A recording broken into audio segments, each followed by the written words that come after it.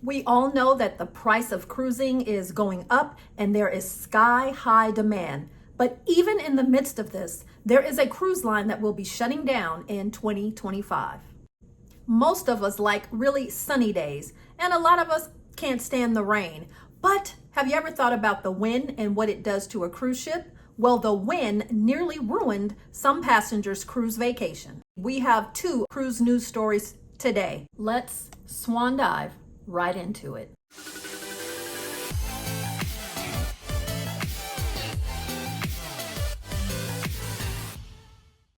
Hello everyone, it's Cynthia, your host. Welcome back to today's show.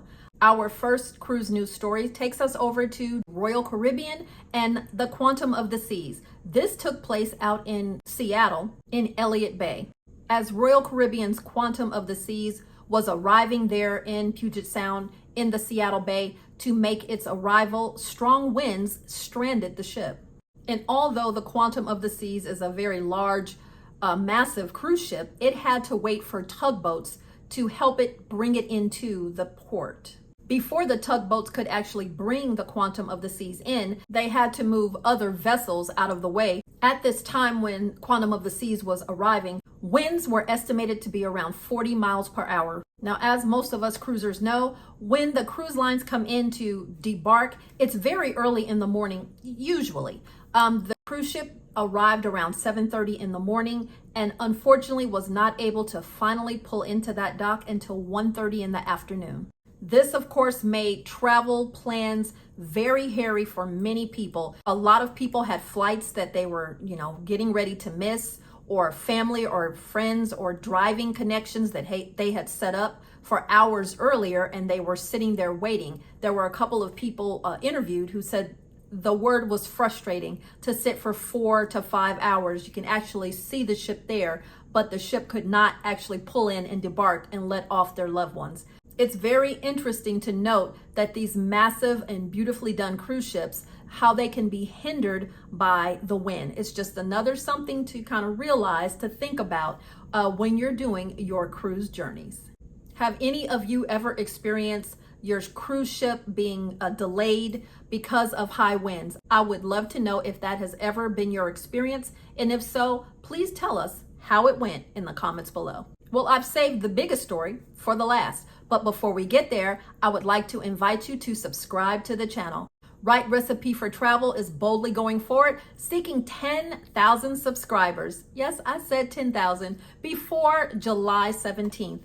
That's my birthday. We would love to welcome you to the Right Recipe for Travel family, and all you have to do is tap down on that subscribe button. Please do, if you like what you see, give us a like, and also share the video with anyone that you think might be interested in cruising or cruise news. And of course, tap down on that notification bell so that you are notified when we put out our latest video. All right, on to our last cruise news story, and it takes us over to Carnival Cruise Lines.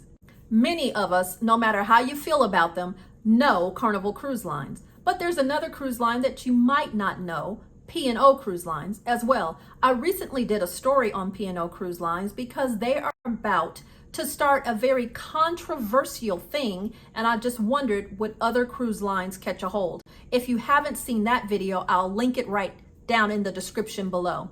But P&O Cruise Lines out of Australia will officially be absorbed by Carnival Corporation in 2025. Now, I do have to preface that Carnival Corporation, they own several different brands, and P&O is one of them, as well as Princess Cruise Lines.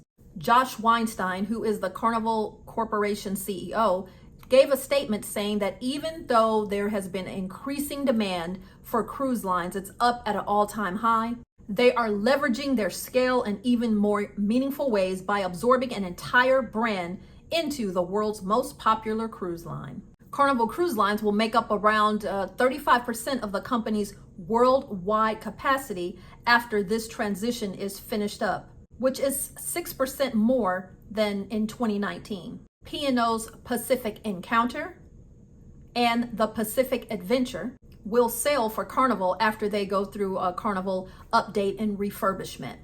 The Pacific Explorer will depart in February. Weinstein went on to say that the P&O Cruises Australia is a very storied brand. They have a long history of sailing, and there is an amazing team who is currently working on that cruise line.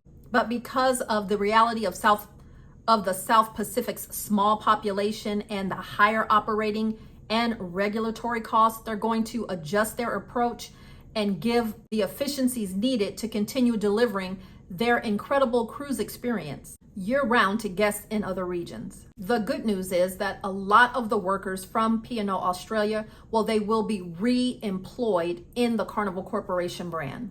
Following this change, Carnival Cruise Line will have 4 cruise ships sailing in that market: the Carnival Luminosa, the Carnival Splendor, and the 2 new ships, the P&O Pacific Encounter and the P&O Pacific Adventure.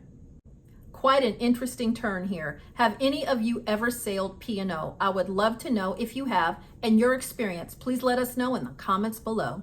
Well, that is it for the cruise news today. Thank you so much for joining us, and we will catch you at the next adventure.